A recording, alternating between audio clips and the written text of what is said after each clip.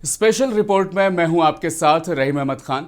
Delimitation की करेंगे आज बात, क्योंकि देश भर में इसकी चर्चा हो रही है। हालांकि साल 2026 में डिलिमिटेशन पर बहस और ज्यादा तेज हो जाएगी, क्योंकि सरकार जनसंख्या काउंटिंग के बाद डिलिमिटेशन कराने जा रही है, जिसे हिंदी में परिसीमन और उर्दू में हदबंदी भी कहा जाता है। अब सबसे पहले तो आपको बताते चलें डिलिमिटेशन क्या है। अब तक भारत में 4 मर्तबा 1952, 1963, 1973 और 2002 में डिलिमिटेशन की गई, जो कि पॉपुलेशन बेस्ड होता है, यानी आबादी की बुनियाद पर लोकसभा और विधानसभा सीटों को बढ़ाया और घटाया जाता है। ऐसे में एक अंदाजे के मुताबिक अगर मान लें साल 2026 तक देश की आबादी करीब 150 करोड़ हो जाएगी, तो कर्नाटक की लोकसभा सीटें 28 से बढ़कर 36 हो सकती हैं, तेलंगाना की सीटें 17 से बढ़कर 20 और आंध्र प्रदेश की सीटें 25 से बढ़कर 28 हो सकती है। तमिलनाडु की लोकसभा सीटें 39 से बढ़कर 41 हो सकती है और केरला में तो हालांकि सीट घट सकती है। अब ऐसे में होम मिनिस्टर अमित शाह का यह कहना बिल्कुल सही नजर आ रहा है कि साउथ के जो स्टेट है यहां पर सीटें कम नहीं होगी। लेकिन अब एक और सच्चाई जो बेहद जरूरी है वो यह है कि डिलिमिटेशन में उत्तर भारत को बहुत ज्यादा फायदा होगा। उत्तर प्रदेश की सीटें 80 से बढ़कर 128 और बिहार की सीटें 40 से बढ़कर 70 हो सकती हैं, यानी इन 5 राज्यों में 15 सीटें बढ़ सकती है। लेकिन इसके बिलमुकाबिल सिर्फ उत्तर प्रदेश में ही 48 सीटें बढ़ सकती है।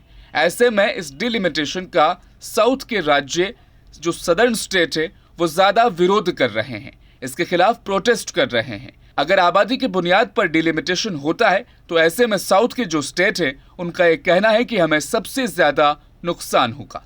यानी लोकसभा की 543 सीटें जब डिलिमिटेशन के बाद बढ़कर 848 हो जाएगी तो जाहिर तौर पर सीटें बढ़ेंगी, कम नहीं होंगी।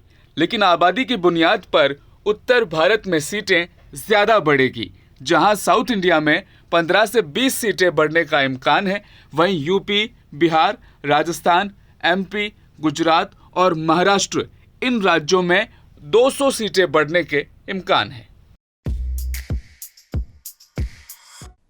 ऐसे में अब जो साउथ के स्टेट हैं उनका यह कहना है कि हम जो साउथ वाले हैं, जब central government population control rules लाई थी तो हमने उस पर अच्छे से अमल किया और पॉपुलेशन को कंट्रोल रखने में सरकार की मदद की।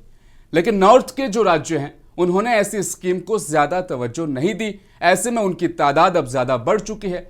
अब हुकूमत का साथ भी हम दे और पॉपुलेशन बेस्ड डिलिमिटेशन होता है तो ऐसे में हमारे पॉलिटिकल असर को ही खत्म किया जा रहा है। यह तो अनफेयर है। ऐसे में AIMIM सदर असदुद्दीन ओवैसी ने भी यही कहा कि जिन राज्यों ने सेंट्रल गवर्नमेंट के कहने पर पॉपुलेशन कम की थी, अब उनकी ही पॉलिटिकल हिस्सेदारी को कम किया जा रहा है। ये पूरे सदर्न इंडिया में बर्निंग इशू है। कॉशन कर रहे हैं कि इतना इजी मत लीजिए। हम गृह मंत्री से जानना चाहते हैं, वजीर दाखिला जनाब अमित शाह से, ये प्रो राटा का मतलब क्या है बताइए। प्रो राटा का मतलब क्या है? आप पॉपुलेशन पे करेंगे या नहीं करेंगे? प्रो राटा का मतलब क्या है बताइए। भाई, जब सदर्न स्टेट्स ने अपना TFR रेट गिराया है, अगर आप पॉपुलेशन बेसिस पे करेंगे तो पिट जाएंगे ना। जो सदर्न स्टेट्स में जो कंसर्न है कि पहले तो भारत की लोकसभा में आप उस लैंडस्केप में देखिए उनका कितना असर है, बिल्कुल कम असर है। ऊपर से अगर आप जो उन स्टेट्स को पिनलाइज करेंगे जिन्होंने अपना पॉपुलेशन कम किया है और उनकी सीटें भी कम हो जाएंगी, तो फिर पॉलिटिकल उनके पास क्या पावर रहेगा।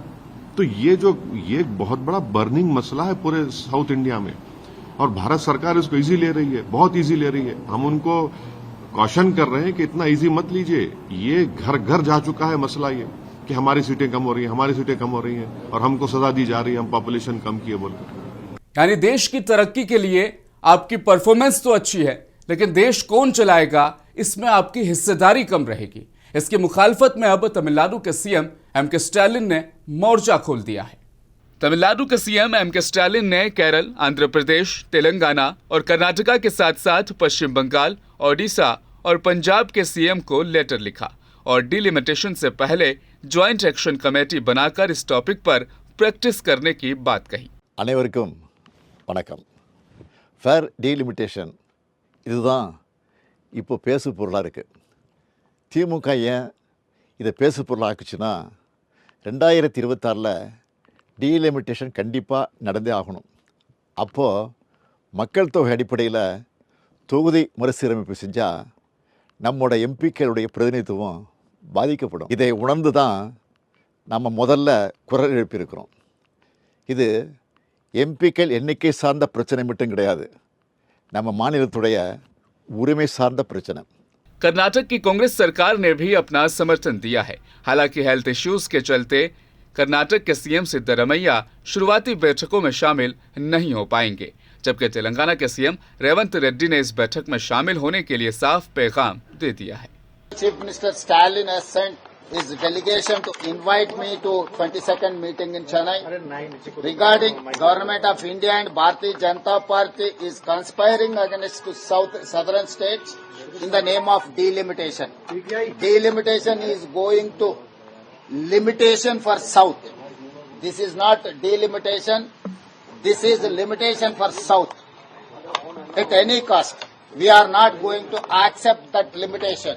केरला के सीएम पिनराई विजयन मीटिंग में शामिल होने के लिए चेन्नई पहुंच चुके हैं और भी कई नेता मुसलसल चेन्नई पहुंच रहे हैं ताकि अपना राजनीतिक वजूद बचा सकें।